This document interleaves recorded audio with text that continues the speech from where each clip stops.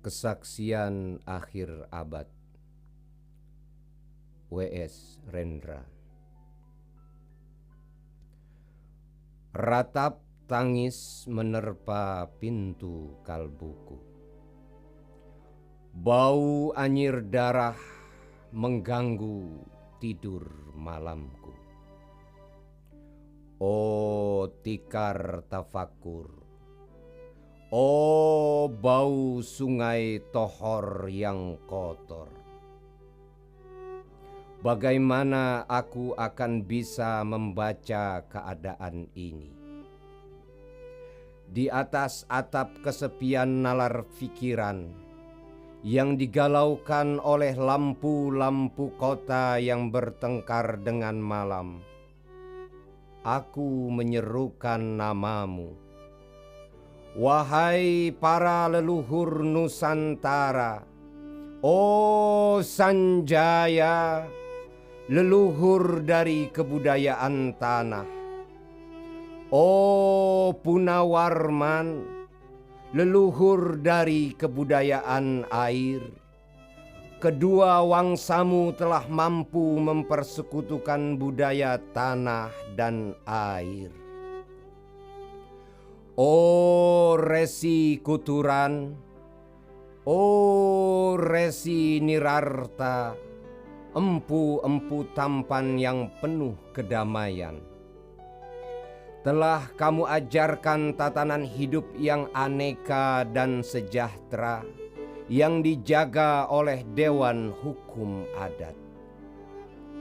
Oh, bagaimana aku bisa mengerti bahasa bising dari bangsaku kini. Oh, Kajau Lalido, bintang cemerlang tanah Ugi, negarawan yang pintar dan bijaksana. Telah kamu ajarkan aturan permainan dalam benturan-benturan keinginan yang berbagai ragam di dalam kehidupan. Ade, bicara, rapang, dan wari. Oh, lihatlah wajah-wajah berdarah dan rahim yang diperkosa muncul dari puing-puing tatanan hidup yang porak-poranda. Kejahatan kasat mata tertawa tanpa pengadilan. Kekuasaan, kekerasan berak dan berdahak di atas bendera kebangsaan. Oh anak cucuku di zaman cybernetik, bagaimana akan kalian baca prasasti dari zaman kami? Apakah kami akan mampu menjadi ilham kesimpulan, ataukah kami justru menjadi sumber masalah di dalam kehidupan? Dengan puisi ini aku bersaksi bahwa rakyat Indonesia belum merdeka. Rakyat yang tanpa hak hukum bukanlah rakyat yang merdeka. Hak hukum yang tidak dilindungi oleh lembaga pengadilan yang mandiri adalah hukum yang ditulis di atas air. Bagaimana rakyat bisa merdeka bila polisi menjadi aparat pemerintah dan tidak menjadi aparat hukum yang melindungi hak warga negara? Bagaimana rakyat bisa merdeka bila birokrasi negara tidak menjadi aparat rakyat, melainkan menjadi aparat pemerintah yang berkuasa?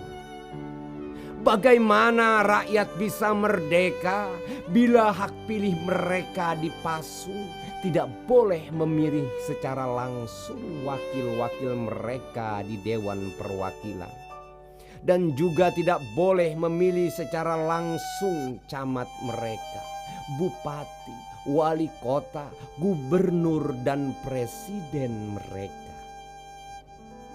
Dan partai-partai politik menganggap rakyat hanya abdi partai, yang dinamakan masa politik partai, kaula partai, atau hamba partai. Bagaimana rakyat bisa merdeka bila pemerintah melecehkan perdagangan antar daerah dan mengembangkan merkantilisme Danles, sehingga rela menekan kesejahteraan buruh, petani, nelayan, guru, dan serdadu berpangkat rendah? Bagaimana rakyat bisa merdeka bila provinsi-provinsi sekedar menjadi tanah jajahan pemerintah pusat? Tidak boleh mengatur ekonominya sendiri, tatanan hidupnya sendiri, dan juga keamanannya sendiri. Ayam, serigala, macan ataupun gajah, semua peka pada wilayahnya. Setiap orang juga ingin berdaulat di dalam rumah tangganya. Setiap penduduk ingin berdaulat di dalam kampungnya, dan kehidupan berbangsa tidak perlu merusak daulat kedaerahan. Hasrat berbangsa adalah naluri rakyat untuk menjalin ikatan daya cipta antar suku yang penuh keanekaan kehidupan dan memaklumkan wilayah pergaulan yang lebih luas untuk merdeka bersama. Tetapi lihatlah selubung kabut saat ini. Penjajahan tatanan uang, penjajahan modal, penjajahan kekerasan senjata, dan penjajahan oleh partai-partai politik masih merajalela di dalam negara. Dengan puisi ini aku bersaksi bahwa sampai saat puisi ini aku tanda tangani, para elit politik yang berkedudukan ataupun yang masih di jalan tidak pernah memperjuangkan sarana-sarana kemerdekaan rakyat. Mereka hanya rusuh dan gaduh memperjuangkan kedaulatan golongan dan partainya sendiri.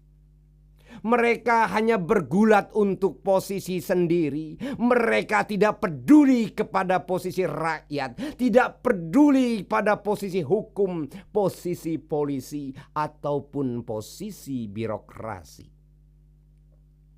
Dengan picik mereka akan mendaur ulang malapetaka bangsa dan negara yang telah terjadi. Indonesia. Indonesia, negara yang kehilangan makna.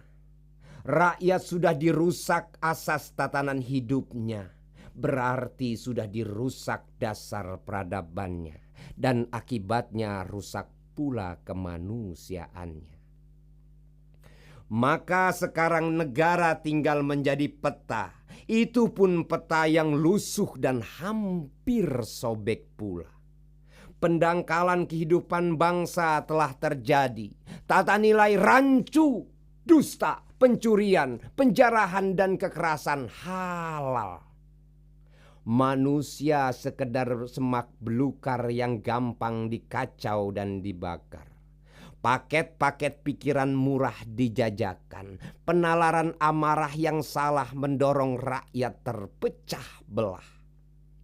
Negara tidak mungkin kembali diutuhkan tanpa rakyatnya dimanusiakan. Dan manusia tak mungkin menjadi manusia tanpa dihidupkan hati nuraninya. Hati nurani adalah hakim adil untuk diri kita sendiri. Hati nurani adalah sendi dari kesadaran dan kemerdekaan pribadi. Dengan puisi ini aku bersaksi bahwa hati nurani itu meski dibakar tidak bisa menjadi abu. Hati nurani senantiasa bisa bersemi meski sudah ditebang putus di batang. Begitulah fitrah manusia, ciptaan Tuhan yang Maha Esa.